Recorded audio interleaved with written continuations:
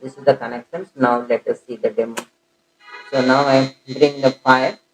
So you can see the LED and fire. Now I am taking away. Now there is no fire. Now I am bringing. There is a fire now.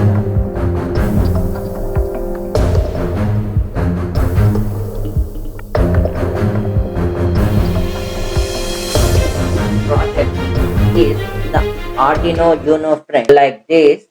Typically 5 volts, 3.3 and the ground. So this is the Arduino UNO, a microcontroller, a board. So this is the one.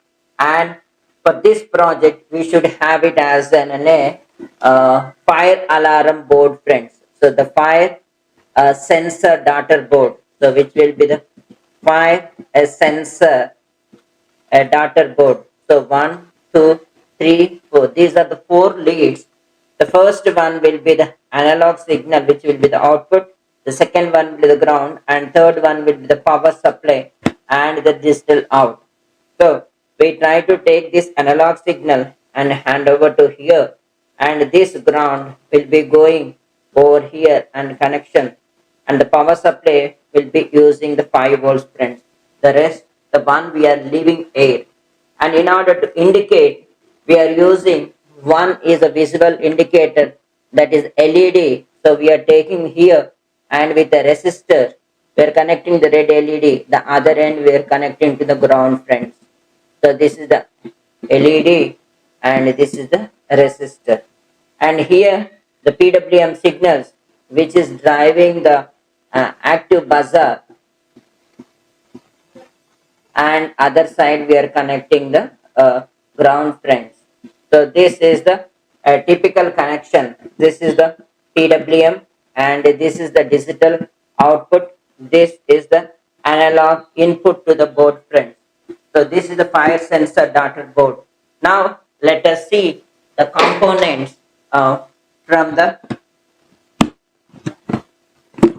setup, friends. So here is the Arduino UNO, friends. So here is the Arduino UNO. So you can see it over here. This is the analog signal.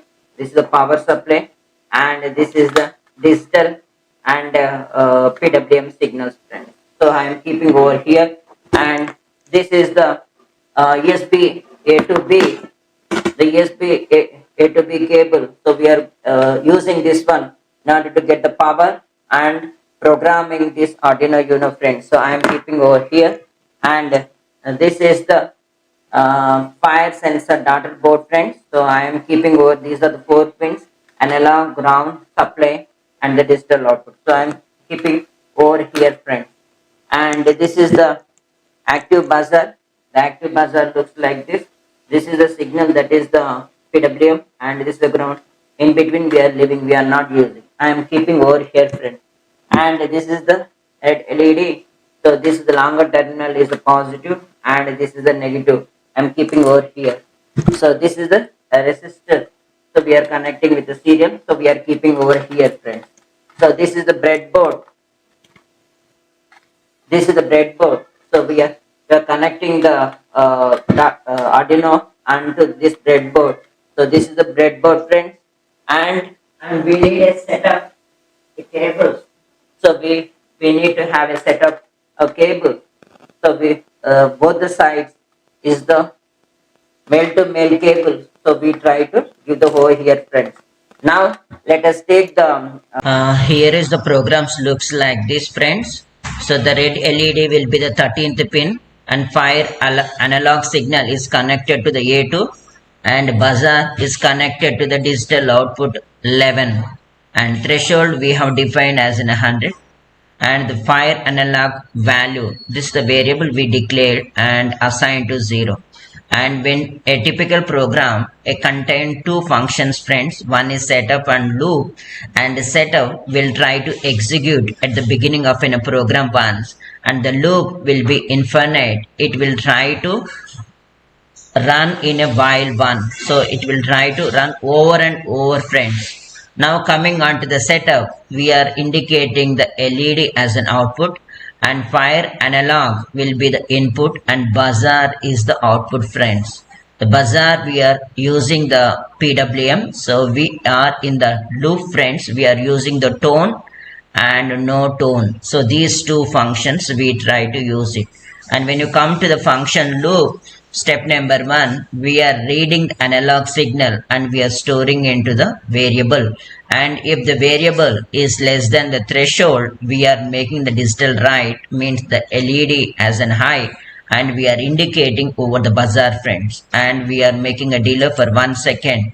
And if it is more than the threshold, then we are making the red LED as in a low and the no buzzer. So this code will be tried to execute again and again, and this threshold will be having only one, so less than the value and more than a value. If it is less than, there is called as a fire, and if it is a more than that value, there is no fire. So this is the logic behind this program and designing of the sensor board, friends.